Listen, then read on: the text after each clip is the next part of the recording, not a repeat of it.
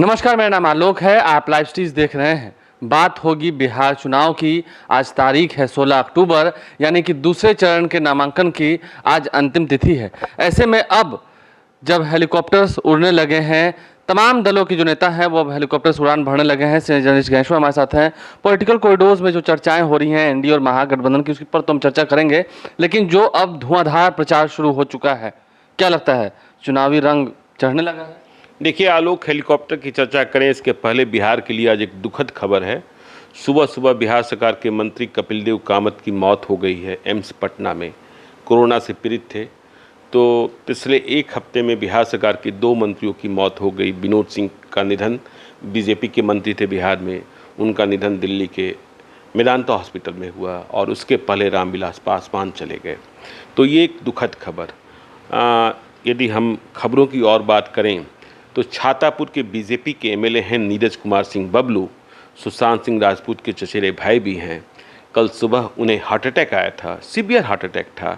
इसके बाद उन्हें जीवक हार्ट हॉस्पिटल में भर्ती कराया गया, और खबर ये आ रही है कि आज उन्हें एयर एम्बुलेंस से दिल्ली ले जाया जा रहा है। उन्हें छातापुर से नॉमिनेशन भी करना है। वे छातापुर से बीजेपी के घोषित उम्मीदवार हैं। देखना है ये चुनौती। हम कामना करते हैं कि वो जल्दी स्वस्थ हों और चुनावी मैदान में आएँ। तो ये खबरें जो थीं वो तो हैं ही। आपने बात करी हेलीकॉप्टर की, तो हेलीकॉप्टर देखिए, नीतीश कुमार की उड़ान तो एक्चुअल रैली की पहले से शुरू हो चुकी थी। उसके पहले देवेंद्र फडणवीस, भूपेंद्र यादव, सुशील कुमार मोदी, जेपी नड्डा, नित्यानंद राय, बीजेपी ने कई हेलीकॉप्टर्स ले रखे हैं। लेकिन आज से महागठबंधन का हेलीकॉप्टर भी उड़ान भरने लगा है। तेजस्वी यादव उड़ान पकड़ चुके हैं, मतलब हेलीकॉप्टर से टेक ऑफ कर चुके हैं। वे पहले भी हसनपुर गए थे, लेकिन वहाँ सभा नहीं हो पाई थी। इसके साथ ही पप्पू यादव का हेलीकॉप्टर भी आज से उड़ान भरने लगा है। तो ये हेलीकॉप्टर्स की खबर थी, मतलब आज से चुनाव के प्रचार में और भी तेज़ी आने वाली है। लेकिन इन खबरों के बीच में जो कुछ और खबरें हैं, जैसे देखिए, वाल्मीकि नगर लोकसभा के लिए उपचुनाव होना है। तो वाल्मीकि नगर लोकसभा उपचुनाव में कांग्रेस ने अपना उम्मीदवार घोषित कर दिया है। कल रात को ही ऐलान हुआ। प्रवेश कुमार मिश्रा हैं, उन्हें उम्मीदवार बनाया गया है। तो अब एनडीए से उम्मीदवार का ऐलान होना है। खबर एक और भी है जो हम लोग कल से चर्चा कर रहे हैं कि जिस तरीके से टिकट का वितरण हुआ है कांग्रेस में, उसे लेकर कांग्रेस की बहुत भद्द पीत रही है।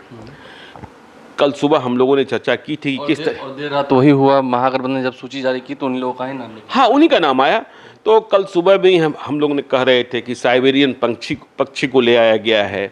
कल चंदन बागची ने, जो बिहार प्रदेश कांग्रेस कमेटी के पूर्व अध्यक्ष हैं, उन्होंने भी आपत्ति की कि किस उम्मीदवार को कहाँ से लड़ा दिया गया, पता ही नहीं चल रहा। उन्होंने कहा कि पहली लिस्ट से भी ज़्यादा खराब दूसरी लिस्ट है।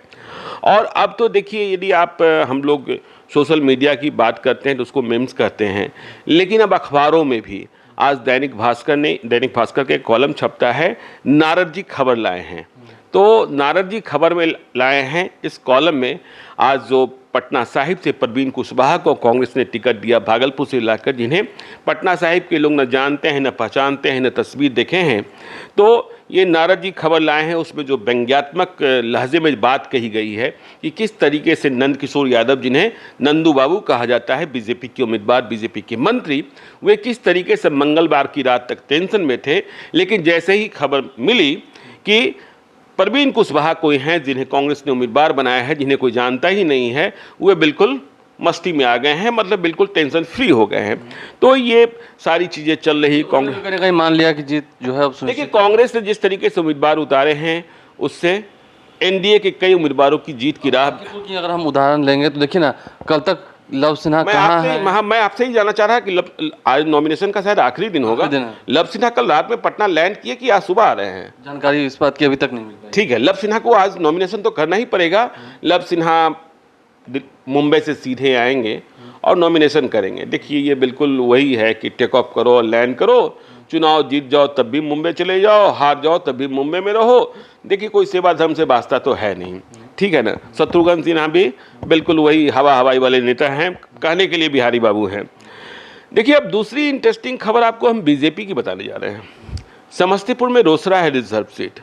वहाँ रोसड़ा में बीजेपी के सिंबल पर 2 उम्मीदवार खड़े हो गए हैं। मतलब बीजेपी का सिंबल 2 लोगों को मिल गया है। और दोनों के नाम वीरेंद्र पासवान हैं। एक ने मंगलवार को नॉमिनेशन किया और एक ने गुरुवार को नॉमिनेशन किया। तो अब ये बड़ा ही सवाल है कि ये दो लोगों को बीजेपी का सिंबल मिल कैसे गया। काफी रोचक होगा। हाँ, कौन असली है कौन नकली है, कौन वीरेंद्र पासवान असली हैं कौन वीरेंद्र पासवान नकली हैं, इसका फैसला भी कल हो जाना है जब स्क्रूटनी होगी। यदि इनमें से किसी एक ने अपना नामांकन वापस नहीं लिया और दावेदारी वापस नहीं ली तो वहाँ बड़ी समस्या पैदा होने वाली है। आपको पता है कि इसी रोसड़ा विधानसभा क्षेत्र से कल ही जो लोजपा के प्रदेश अध्यक्ष हैं प्रिंस राज, उनके बड़े भाई कृष्णा राज ने भी नॉमिनेशन किया है। तो ये रोसड़ा में एक नया लोचा फंस गया है। आगे खबर की बात करें, यदि बीजेपी की हम बात करें तो बीजेपी ने अपने 3 और पूर्व विधायकों को पार्टी से निष्कासित कर दिया है। दल विरोधी मतलब वे बागी होकर चुनाव लड़ रहे हैं या मदद कर रहे हैं दूसरे उम्मीदवारों की। मनेर में श्रीकांत निराला पूर्व विधायक हैं मनेर में। बीजेपी ने निखिल आनंद युवा तुर्क हैं, पार्टी के तेज तरार पत्रकार भी रह चुके हैं। हाँ, पत्रकार भी रह चुके हैं, उन्हें टिकट दिया है तो उनकी बगावत कर रहे हैं श्रीकांत निराला पूर्व विधायक, तो उन्हें पार्टी से निकाल दिया गया है। बरहरा भोजपुर आशा देवी पूर्व विधायक हैं, उन्हें भी पार्टी से बाहर का रास्ता दिखाया गया है। देखिए वहाँ राघवेंद्र प्रताप सिंह को टिकट दिया है बीजेपी ने, तो आशा देवी बगावत कर रही थी तो उन्हें भी रास्ता दिखा दिया गया है। जगदीशपुर से भाई दिनेश पूर्व विधायक हैं, ये भी पूर्व विधायक हैं। अब ये जब टिकट नहीं मिला तो ये पप्पू यादव की पार्टी जाप के उम्मीदवार बन गए हैं।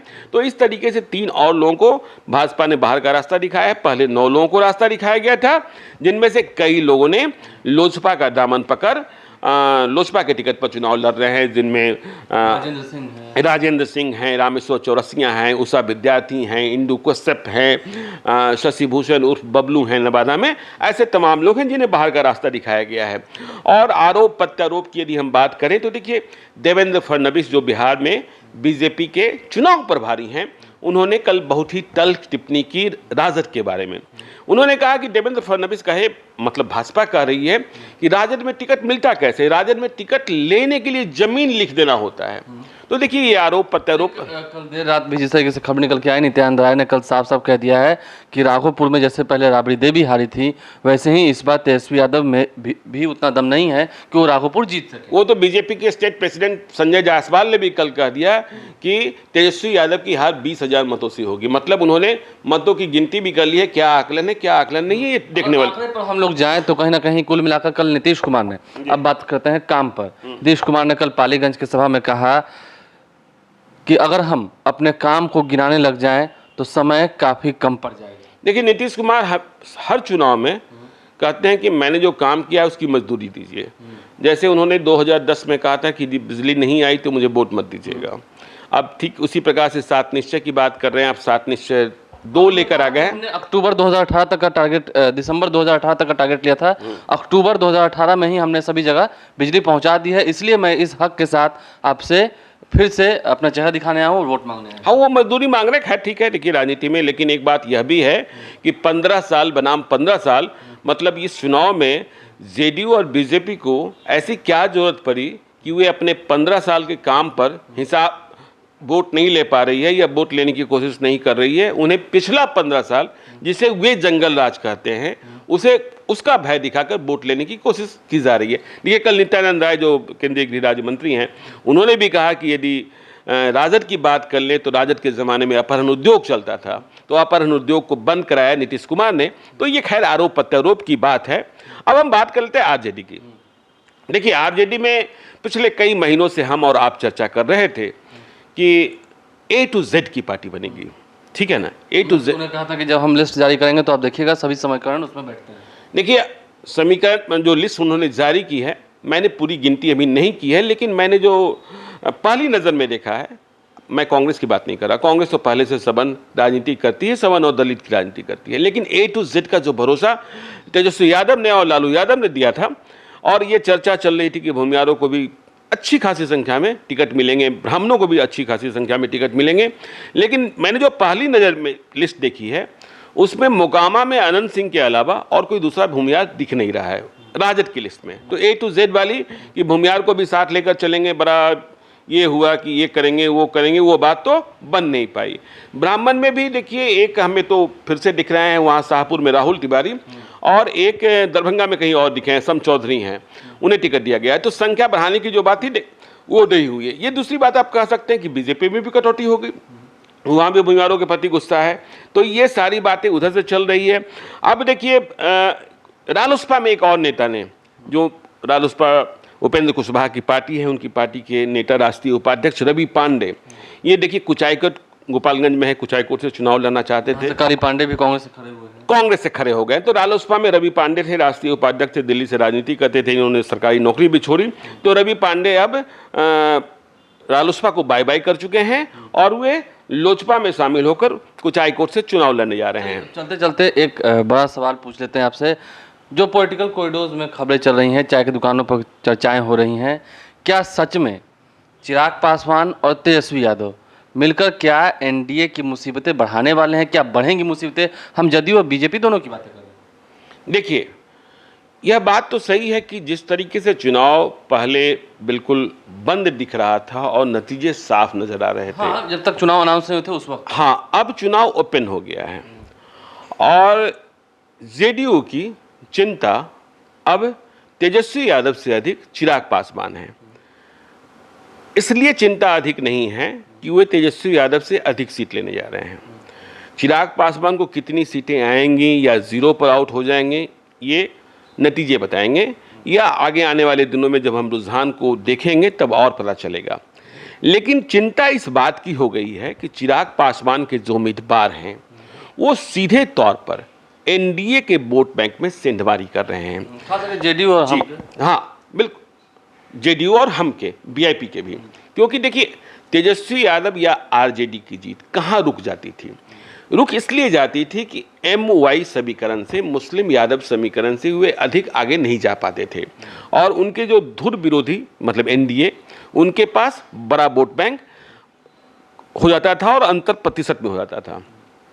तो तेजस्वी यादव के पास तो वही वोट बैंक है, बहुत बढ़ा नहीं पाए हैं, ठीक है ना, कहेंगे तो कुछ संकुचित ही हुआ है। लेकिन उनके लिए खाद पानी ये मिल गया है कि लोजपा जो है वो एनडीए के वोट बैंक में सेंधमारी कर रहा है। तो एनडीए के वोट बैंक में सेंधमारी कर रहा है तो इसका प्रत्यक्ष फायदा तेजस्वी यादव को मिलेगा और चिराग पासवान अपने भरोसे अपने उम्मीदवारों के भरोसे कितनी सीटें जीत ले जाते हैं। जिससे चिराग पासवान कर रहे हैं, कहीं ना कहीं कंफ्यूजन जो है सही में वोटर्स के अंदर हो गया है कि हम इस वाले एनडीए को वोट दें या उस वाले एनडीए को वोट दें। देखिए, यदि हम केवल शाहबाद की बात कर लें, भोजपुर और सासाराम और बक्सर की बात कर लें, तो चिराग पासवान के कई उम्मीदवार सीधे तौर पर कंटेस्ट में दिखाई पड़ रहे हैं। जैसे दुमराव में अखिलेश सिंह कंटेस्ट में दिखाई पड़ रहे हैं, एलजेपी के उम्मीदवार हैं। ब्रह्मपुर में हुलास पांडे लोजपा के उम्मीदवार हैं, सीधे कंटेस्ट में हैं, कोई दिक्कत नहीं है। दिनारा में राजेंद्र सिंह सीधे कंटेस्ट में है, कोई दिक्कत में नहीं है। जगदीशपुर में भगवान सिंह कुशवाहा जेडीयू के लिए परेशानी के प्रत्यक्ष कारण बने हुए हैं, कोई दिक्कत नहीं है। संदेश में श्वेता सिंह शायद उम्मीदवार हैं एलजेपी की, संजय सिंह की पत्नी, शायद कंफर्म कर लीजिएगा। तो वो भी जेडीयू के लिए परेशानी, विजेंद्र यादव वहाँ उम्मीदवार हैं, वो परेशानी का कारण बने हुए। देखिए, हम पहले चरण की बात कर रहे हैं। ठीक इसी प्रकार से पालीगंज में उषा विद्यार्थी किसे तकलीफ दे रही हैं? उषा विद्यार्थी जेडीयू उम्मीदवार जयवर्धन यादव और बच्चा यादव को तकलीफ दे रही हैं। आप जहानाबाद में इंदु कश्यप किसे तकलीफ दे रही हैं? इंदु कश्यप की तरफ भूमियार मतों की गोलबंदी हो रही है और नुकसान जो है कृष्ण वर्मा को हो रहा है। हाँ, सीधा नुकसान कृष्ण वर्मा को। तो ये ऐसे क्षेत्र, ओबरा में प्रकाश चंद्र, जो 3-4 वहाँ ज्यादा उम्मीदवार खड़े हैं, उसके बीच से प्रकाश चंद्र एक नई धुरी बना रहे हैं। प्रकाश चंद्र कहीं ना कहीं ऋषि यादव को परेशान किए हुए हैं। ऋषि यादव को और जो वहाँ बीजेपी के उम्मीदवार हैं उन्हें परेशान किए हुए हैं। क्योंकि देखिए, एक वहाँ तो एक जो मौजूदा विधायक थे आरजेडी के, उनका टिकट कटा। ऋषि यादव कांति सिंह के बेटे हैं, लेकिन ओबरा से नहीं है, ठीक है ना। बीजेपी ने अपने कार्यकर्ता को उतारा है। तो यादव और उनके बीच से, और प्रकाश चंद्र काफी लंबे अरसे से वहाँ काम कर रहे थे। तो देखिए, जो लोजपा के उम्मीदवार हैं वो सीधे तौर पर एनडीए के वोट बैंक में सेंधमारी कर रहे हैं और इसका फायदा यदि आप देखेंगे, नतीजे में देखेंगे और उसका विश्लेषण करेंगे, तब मालूम होगा कि चिराग पासवान को कितना फायदा हुआ, तेजस्वी यादव को कितना फायदा हुआ।